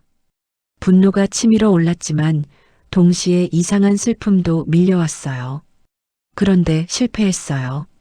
준혁이는 결국 아버지가 됐죠. 당신한테 그랬던 것처럼 지금 새 아내한테도 똑같이 하고 있어요. 윤정이 긴 한숨을 내쉬었습니다. 당신이 맞는 걸 봤을 때 난 나를 보는 것 같았어요. 20년 전의 나. 하지만 난 겁쟁이였어요. 당신을 도와줄 용기가 없었죠. 그냥 모른 척 했어요. 윤정이 잠시 말을 멈췄습니다. 그리고는 떨리는 목소리로 다시 이어갔어요. 그러다 당신이 탈출 준비를 하는 걸 알았어요. 몰래 호신술을 배우는 것도 증거를 모으는 것도 다 봤죠. 유나의 눈이 커졌습니다. 시어머니가 알고 있었다니. 처음엔 막으려고 했어요. 위험하니까. 준혁이한테 들키면 더 끔찍한 일이 생길 거라고 생각했죠. 하지만 당신의 눈을 봤어요. 죽기 살기로 벗어나려는 그 눈빛을. 윤정의 목소리가 갈라졌습니다. 그때 결심했어요. 당신을 도와야겠다고. 하지만 준혁이가 그냥 보내줄 리 없었죠. 그래서 계획을 세웠어요. 계획을요? 유나가 떨리는 목소리로 물었습니다. 재단 행사를 그날로 잡았어요. 일부러요. 경비 인력이 행사장으로 다 빠져나가게요. 당신이 탈출하기 쉽도록요. 유나는 숨이 멎는 것 같았습니다. 재단 행사가 그날이었던 것도 우연이 아니었다니. 그리고 민 선생님한테 미리 연락했어요. 우리 재단 장학생이었거든요. 믿을 수 있는 사람이었죠. 강변 근처에서 대기하라고 했어요. 윤정의 눈에서 눈물이 흘러내렸습니다. 난 알았어요. 준혁이가 당신을 그냥 보내주지 않을 거라는 걸요. 쫓아갈 거라는 것도요. 그래서 준비했어요. 당신이 죽은 것처럼 보이게 할 준비를요. 유나의 손이 떨렸습니다. 믿을 수가 없었어요. 당신이 집을 빠져나갈 때 난 준혁이를 지켜봤어요. 당신이 떠난 걸 알아챈 준혁이가 차를 몰고 쫓아가더군요. 난 바로 민 선생님한테 연락했죠. 그리고 따라갔어요.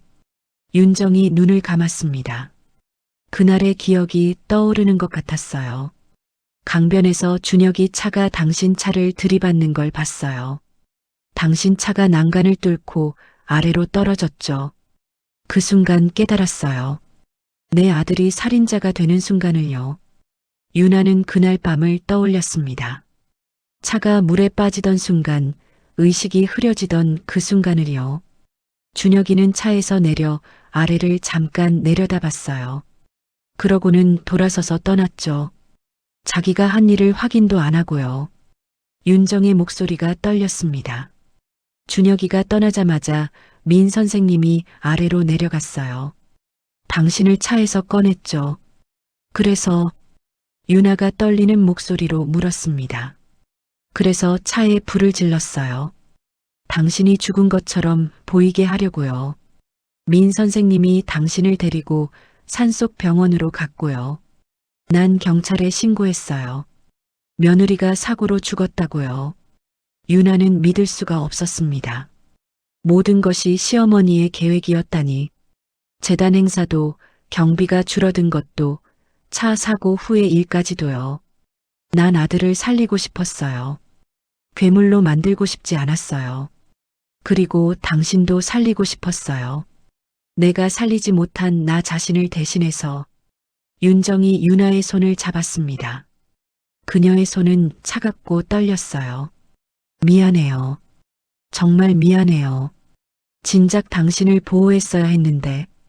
윤정은 잠시 말을 멈췄습니다. 그리고 천천히 손을 주머니에 넣더니 작은 USB를 꺼냈어요. 당신이 숨겨뒀던 거예요. 유나의 눈이 커졌습니다. 그 USB였습니다.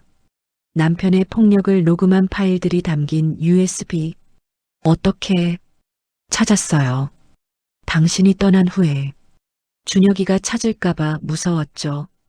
그래서 내용을 다 복사해뒀어요. 여러 곳에 나눠서요. 윤정이 USB를 유나의 손에 쥐어줬습니다. 원본은 지웠어요. 준혁이가 혹시라도 찾으면 당신이 살아있다는 걸 눈치챌 수 있으니까요. 하지만 내용은 다 남아있어요. 안전한 곳에. 유나는 손 안에 작은 USB를 바라봤습니다. 손이 떨렸어요. 왜 이제야? 때를 기다렸어요. 당신이 돌아올 때까지. 당신 없이는 이 일을 멈출 수 없으니까요.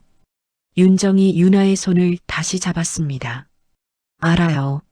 내 아들을 감옥에 보내는 게 얼마나 끔찍한 일인지. 하지만 깨달았어요. 죗값을 받는 게 괴물로 사는 것보다 낫다는 걸요. 준혁이를 진짜로 구하는 길은 이것뿐이에요. 윤정의 목소리가 떨렸지만 확고했습니다. 멈춰야 해요. 이 세대에서 끊어야 해요. 그래야 내 손녀, 당신의 딸이 행복할 수 있어요. 그래야 준혁이도 구원받을 수 있어요. 유나는 시어머니를 바라봤습니다. 그녀의 눈에는 결심이 담겨 있었어요. 어머니로서의 사랑과 아픔, 그리고 단호한 의지가 느껴졌죠. 함께 해줄 거죠? 우리 함께 준혁이를 멈춥시다. 세상의 진실을 밝힙시다. 유나는 USB를 꽉 쥐었습니다. 그리고 고개를 끄덕였어요. 눈물을 닦으며 대답했습니다. 네, 함께 하겠습니다. 두 여자는 정원 벤치에 앉아 서로의 손을 잡고 있었습니다. 오후의 햇살이 두 사람을 감싸 안았어요. 바람이 불어와 장미향을 실어 날랐습니다. 그들은 이제 더 이상 적이 아니었습니다. 같은 아픔을 겪은 두 여자였고 같은 목표를 가진 동료였죠. 악몽을 끝낼 시간이 다가오고 있었습니다. 무대 뒤 대기실에서 유나는 손을 꽉 쥐었습니다. 손톱이 손바닥에 파고들었지만 아픈 것도 느껴지지 않았어요. 오늘 이 순간을 위해 2년이라는 시간을 견뎌왔습니다. 거울 속 그녀의 얼굴은 창백했지만 눈빛만큼은 흔들리지 않았어요. 괜찮으세요? 옆에 선 미나가 떨리는 목소리로 물었습니다. 그녀의 손목에는 아직 멍이 채 가시지 않았어요. 유나는 고개를 끄덕이며 미나의 손을 잡았습니다. 우리가 함께니까 괜찮아요. 무대 위에서는 화려한 조명이 켜지고 있었습니다. 재단 20주년 기념식이었어요. 300여 명의 하객들이 자리를 가득 메웠고 방송 카메라 세대가 무대를 비추고 있었습니다. 지역 방송에 생중계되는 행사였죠. 단상 위 남편은 완벽한 미소를 지으며 마이크 앞에 섰습니다. 회색 정장에 붉은 넥타이, 방송에서 보던 그대로의 모습이었어요. 관객들의 박수가 쏟아졌습니다. 존경하는 내외 귀빈 여러분, 오늘 이 자리를. 남편의 목소리는 여전히 단정하고 따뜻했습니다. 누가 들어도 신뢰가 가는 목소리였죠. 유나는 무대 옆 어둠 속에서 그를 바라보았어요. 저 목소리로 지하실에서 얼마나 끔찍한 말들을 했는지 아무도 모를 겁니다. 어머니께서 세우신 이 재단이 20년 동안 그때였습니다. 무대 뒤편 대형 스크린이 갑자기 깜빡이더니 화면이 바뀌었어요. 준비된 영상이 아니었습니다. 행사장이 술렁이기 시작했죠. 화면에는 어두운 방 하나가 비쳤습니다. 지하실이었어요. 카메라는 흔들렸지만 소리만큼은 또렷했습니다. 다시 한번 말해봐. 누구 덕분에 내가 아나운서 했어? 남편의 목소리였습니다. 하지만 방송에서 듣던 그 부드러운 목소리가 아니었어요. 차갑고 날카로운 칼날 같은 목소리였죠. 당신 덕분이에요. 떨리는 여자의 목소리가 들렸습니다. 유나 자신의 목소리였어요. 화면 속 남편이 뭔가를 집어던졌습니다. 둔탁한 소리와 함께 여자의 비명이 터져나왔어요. 남편의 얼굴이 하얗게 질렸습니다. 그는 무대 뒤를 돌아보며 소리쳤어요. 지금 당장 화면을 꺼. 당장. 하지만 영상은 멈추지 않았습니다. 오히려 다음 장면으로 넘어갔어요. 이번엔 더 최근 영상이었습니다. 미나가 벽에 밀려 주저앉는 장면이었죠. 남편이 그녀의 머리채를 잡고 끌어올리는 모습이 적나라하게 화면에 담겼습니다. 제발, 미안해요. 다시는 안 그럴게요. 내가 뭘 잘못했는지는 알고 빌어. 행사장이 완전히 술렁거렸습니다. 기자들이 카메라를 남편에게 돌렸어요. 플래시가 터지기 시작했습니다. 남편은 손을 들어 얼굴을 가렸지만 소용없었죠. 영상은 계속 이어졌습니다. 이번엔 대학 캠퍼스였어요. 남편이 어느 교수와 봉투를 주고받는 장면이었습니다. 입학 명단은 이대로 확정하죠. 교수님 딸은 장학금까지 받으실 겁니다. 고맙습니다, 교수님. 논문건도 잘 부탁드립니다. 입학 비리였습니다. 관객석에서 고함이 터져 나왔어요. 사기꾼, 거짓말쟁이. 남편은 마이크를 붙잡고 소리쳤습니다. 이건 조작입니다. 누군가 나를 모함하려고. 하지만 그의 목소리는 점점 더 커지는 야유 소리에 묻혔어요. 스크린은 멈추지 않았습니다. 다음 영상에는 남편이 후배 기자를 밀치는 장면이 나왔죠. 그 기자는 계단에서 굴러떨어졌습니다. 남편은 아무렇지 않게 지나갔어요. 저 기자는 일주일 뒤 사직서를 냈습니다. 도연의 목소리가 스피커를 통해 흘러나왔습니다. 그는 무대 반대편에서 천천히 걸어 나왔어요. 강준혁 씨는 자신의 폭력을 자신의 지위와 재력으로 은폐했습니다. 저는 그 기록을 모두 가지고 있습니다. 남편의 얼굴이 일그러졌습니다. 그는 무대 아래로 내려가려 했지만 경호원들이 막아섰어요. 행사장 입구마다 경찰들이 서 있었습니다. 바로 그때 무대 반대편에서 유나와 미나가 나타났습니다. 둘은 손을 맞잡고 천천히 걸었어요. 조명이 그들을 비췄습니다. 관객들이 숨을 죽였습니다. 카메라들이 일제히 그들에게 향했어요. 유나는 마이크를 잡았습니다. 손이 떨렸지만 목소리만큼은 또렷했어요. 저는 강준혁의 전 아내입니다. 죽었다고 알려진 한서연입니다. 행사장이 술렁거렸습니다. 남편은 눈을 크게 뜨며 뒷걸음질 쳤어요. 그의 입술이 파르르 떨렸습니다. 저는 2년 전 이 남자의 폭력에서 탈출했습니다. 얼굴을 바꾸고 다시 살아야 했어요. 미나가 한 걸음 앞으로 나왔습니다. 그녀는 소매를 걷어 올렸어요. 팔뚝과 손목에 멍이 여러 개 보였습니다. 저는 그의 현재 아내입니다.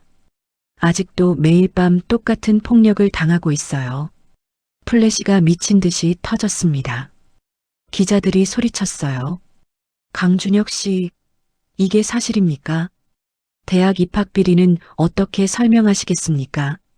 남편은 마이크를 움켜쥐며 소리쳤습니다. 거짓말이야. 저 여자는 미친. 저건 조작된. 하지만 그의 목소리에는 확신이 없었습니다. 눈빛이 흔들렸어요. 사방에서 쏟아지는 플래시와 카메라, 그리고 야유하는 관객들의 시선이 그를 짓눌렀습니다. 그때 무대 중앙에서 시어머니가 천천히 일어났습니다. 그녀는 마이크 앞에 섰어요. 행사장이 조용해졌습니다. 모두 사실입니다. 시어머니의 목소리는 떨렸지만 단호했습니다. 저는 어머니로서 이 모든 것을 알고도 외면했습니다. 며느리가 맞는 걸 보고도 아들을 감쌌어요. 이건 제 죄입니다. 그녀의 눈에서 눈물이 흘러내렸습니다. 제 아들 강준혁은 가정폭력범입니다. 또한 대학 입학 비리, 논문 표절, 폭행 은폐를 저질렀습니다. 저는 오늘 어머니가 아닌 한 사람의 시민으로서 아들의 죄를 고발합니다. 남편은 그 자리에 멈춰 섰습니다. 어깨가 축 늘어졌어요. 그는 천천히 무릎을 꿇었습니다. 카메라들이 그 모습을 놓치지 않고 담았죠. 어머니, 그의 목소리는 이제 힘이 없었습니다. 변명도 분노도 사라졌어요.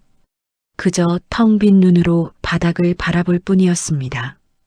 경찰들이 무대로 올라왔습니다. 수갑 소리가 쨍그랑 울렸어요. 남편은 고개를 떨구고 끌려나갔습니다. 관객들은 아무도 그를 막지 않았어요. 무대 위에 남은 건 유나와 미나 그리고 시어머니였습니다. 세 여자는 서로를 바라보았어요. 시어머니가 먼저 손을 내밀었습니다. 미안해요. 정말 미안해. 유나는 그 손을 잡았습니다. 미나도 그들의 손 위에 자신의 손을 포겠어요. 카메라 플래시가 다시 한번 터졌습니다. 하지만 이번엔 공격이 아닌 증거였어요.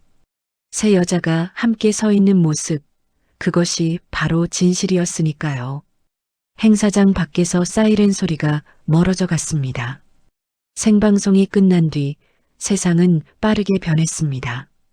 강준혁은 그날 밤 경찰에 체포되었고 수갑이 채워지는 순간에도 카메라 앞에서는 굳은 표정을 유지했습니다. 하지만 그의 눈빛은 흔들리고 있었어요. 방송국 앞 계단을 내려갈 때 플래시 세례가 쏟아졌습니다. 그는 고개를 숙인 채 경찰차에 올랐죠. 유나는 방송국 뒤편 복도에 서서 그 장면을 지켜봤습니다. 가슴이 두근거렸어요. 두려움도 있었지만 그보다는 해방감이 더 컸습니다. 미나가 옆에서 유나의 손을 꼭 잡았어요. 우리가 해냈어요. 미나의 목소리는 떨렸지만 단단했습니다. 유나는 고개를 끄덕이며 미나의 손을 맞잡았어요. 두 사람의 손은 차가웠지만 서로의 온기가 천천히 전해졌습니다. 사흘 뒤 재단 본부 앞 계단에서 기자회견이 열렸습니다. 수십 대의 카메라와 마이크가 윤정을 향했어요. 그녀는 검은색 정장을 입고 단상에 섰습니다. 얼굴은 창백했고 눈가에는 어두운 그림자가 드리워져 있었어요. 저는 오늘 이 자리에서 사과드리러 왔습니다. 윤정의 첫 마디는 떨렸습니다. 그녀는 준비한 원고를 보지 않고 정면을 응시했어요. 눈물이 천천히 흘러내렸습니다. 제 아들이 저지른 범죄를 방조하고 외면한 것은 저의 잘못입니다. 피해자분들께 그리고 세상에 깊이 사과드립니다. 목소리는 점점 갈라졌어요. 하지만 윤정은 멈추지 않았습니다.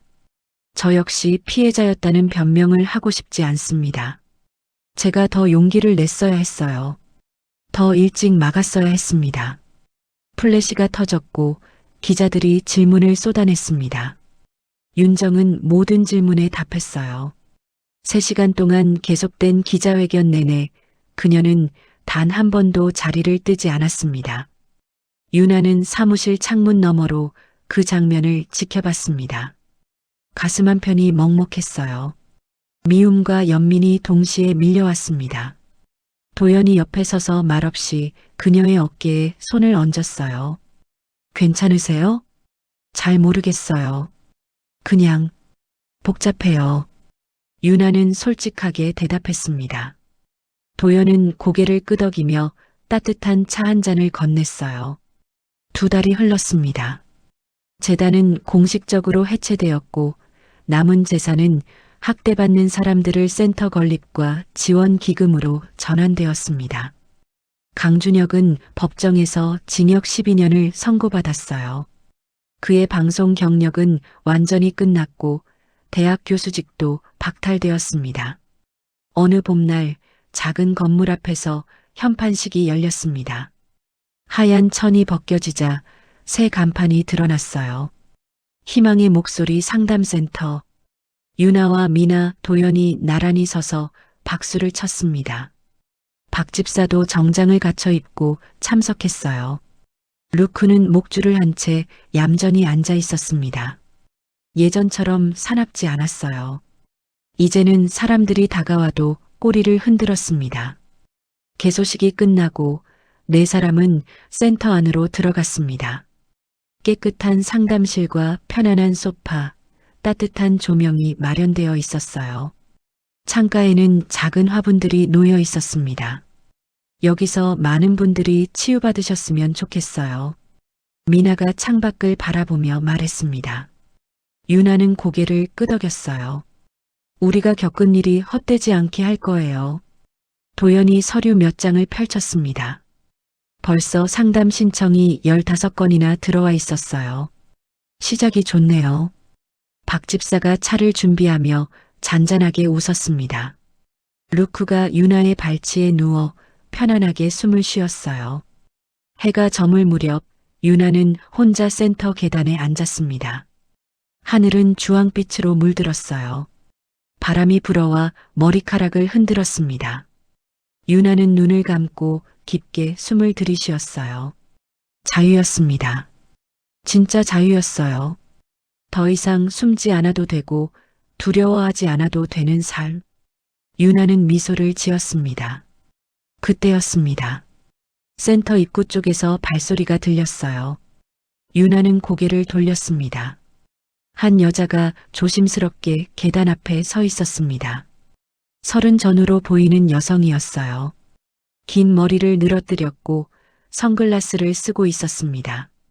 그녀는 떨리는 손으로 선글라스를 벗었어요. 얼굴 한쪽에 멍이 있었습니다. 그리고 손목에는 낯익은 흉터가 있었어요. 담뱃불에 댄 자국. 유나의 심장이 세게 뛰었습니다. 여기가 희망의 목소리 센터 맞나요? 여자의 목소리는 가늘게 떨렸습니다. 유나는 천천히 일어섰어요. 네, 맞아요. 저도 도움을 받을 수 있을까요? 눈물이 여자의 뺨을 타고 흘렀습니다. 유나는 그녀에게 다가가 손을 내밀었어요. 물론이에요. 이제 혼자가 아니에요. 여자는 유나의 손을 잡았습니다. 두 사람의 손목에 새겨진 흉터가 나란히 보였어요. 똑같은 상처, 똑같은 고통. 유나는 여자를 센터 안으로 안내했습니다. 따뜻한 조명 아래 미나와 도연이 반갑게 맞아주었어요. 박 집사가 따뜻한 차를 내왔습니다. 문이 천천히 닫혔습니다. 밖에서는 루크가 조용히 꼬리를 흔들며 앉아 있었어요. 저녁 하늘은 점점 어두워졌지만 센터 창문에서는 따뜻한 빛이 새어나왔습니다. 끝이 아니었습니다. 새로운 시작이었어요. 그리고 이 시작은 더 많은 사람들에게 희망이 될 것입니다. 살다 보면 참고 또 참아지는 게 인생살이라고 하지만 유나같이 자신의 삶을 새롭게 만들어가는 것도 우리의 인생 같습니다. 그녀의 끝은 복수였지만 그 복수의 시작은 살고 싶다는 단 한 줄기 용기였습니다. 그 용기가 더 많은 사람들에게 희망이 되길 바랍니다. 오늘도 박 여사 인생 이야기 들어주셔서 감사합니다. 듣고 계신 그곳에서 오늘도 행복 가득하시길 바랍니다.